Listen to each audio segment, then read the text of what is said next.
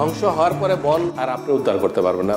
প্রাকৃতিক অধিকারকে আমাদের আগে স্বীকৃতি দিতে হবে। আপনি আজকে পাথর লুট করে যে একটি বহুত্ববাদী সমাজ বা রাষ্ট্রের সংস্কার কোনোভাবেই সম্ভব নয়।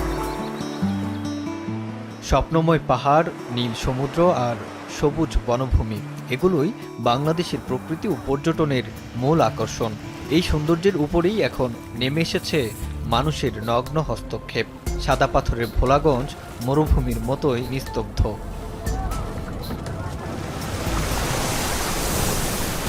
কক্সবাজারের সমুদ্র সৈকত হাঁপাচ্ছে দূষণে, আর শালবন উজাড় করে জ্বলছে দখলের অগ্নিশিখা। লোভ আর অব্যবস্থাপনায় নিঃশেষ হচ্ছে প্রকৃতি, হুমকির মুখে পর্যটনের ভবিষ্যৎও। এই বাংলাদেশের স্বপ্ন আমরা আসলে দেখেছি মুক্তিযুদ্ধ থেকে জুলাই গণ অভ্যুত্থান। আমাদের প্রাণ প্রকৃতি, আমাদের পর্যটন, আমাদের মানুষের জীবন জীবিকা, সেখানে আমরা মানুষের গল্প যেমন দেখতে চাই, একটি নদী পাথরের গল্পও দেখতে চাই। দিনের পর দিন পাহাড় কেটে নদী খুঁড়ে লুটে নেওয়া হয়েছে পাথরের ভাণ্ডার। এই অপরিকল্পিত খনন কেবল প্রাকৃতিক ভারসাম্য নষ্ট করছে না, ঝুঁকিতে ফেলছে নদী, পাহাড় আর জীববৈচিত্র্যের পুরো বাস্তুতন্ত্র। সুন্দর ছিল, কিন্তু এখন এসে ওই সাদাটা নাই, এখন সাদা পাথর আস্তে আস্তে নাম হয়ে যাবে কালো পাথর।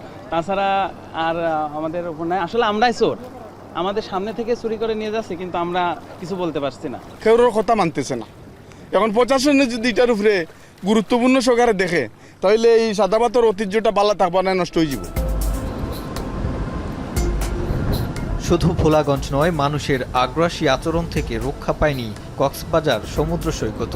কিছুদিন আগেও শহরের ময়লা পানি সরাসরি সমুদ্রে ফেলতে তৈরি করা হয়েছিল কৃত্রিম খাল। বাংলাদেশের দীর্ঘতম সমুদ্র সৈকত এখন দূষণের চাপে হাঁপাচ্ছে। ক্ষতিগ্রস্ত হচ্ছে পর্যটন স্বাস্থ্য, সাথে জেলে ও ব্যবসায়ীরাও।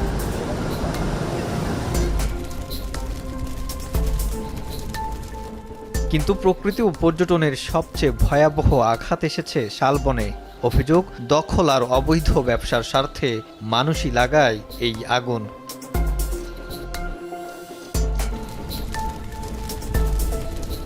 বনে মানুষের অত্যাচার শুধু অগ্নিকাণ্ডেই থেমে নেই।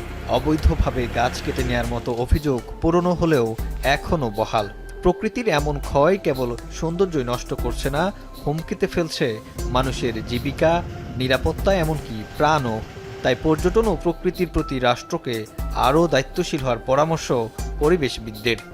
রাষ্ট্রকে আরও অনেক বেশি দায়িত্বশীল হতে হবে, সাহসী হতে হবে, এবং অবশ্যই রাষ্ট্রকে তার যে আইন, তার যে বিচার ব্যবস্থার, তার ন্যায় বিচার নিশ্চিত করতে হবে, শুধু মানুষ নয়, প্রাণ, প্রকৃতি, পরিবেশ সকলের জন্য। স্কোপ বন্ধ করে দিতে হবে যে এই বন প্রটেক্টেড বন বা এই নদী প্রটেক্টেড নদী, টাচ করা যাবে না। টাচ করতে গেলে সংসদ থেকে আইন চেঞ্জ করতে হবে। তাহলে আপনি যে জিনিসটা যে বললাম যে সরকার এই জায়গাতে যেতে চাচ্ছে না, কারণ আমলাদের বা সরকারের বা এই যে অলিগারদের একটা শ্রেণী, এটা হলে তাদের সকল ইমিডিয়েট মানি মেকিংটা তাদের বন্ধ হয়ে যাবে।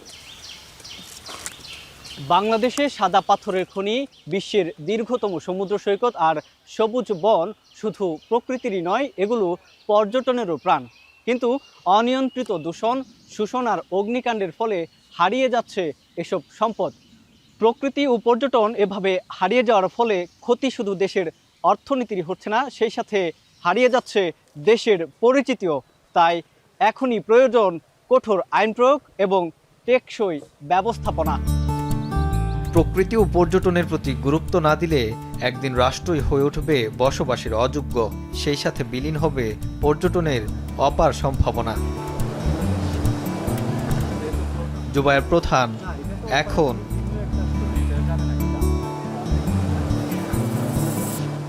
বিশ্বের সর্বাধুনিক প্রযুক্তিতে প্রস্তুতকৃত Arik silver wash detergent powder 500 গ্রাম মাত্র 70 টাকা। রিমার্ক।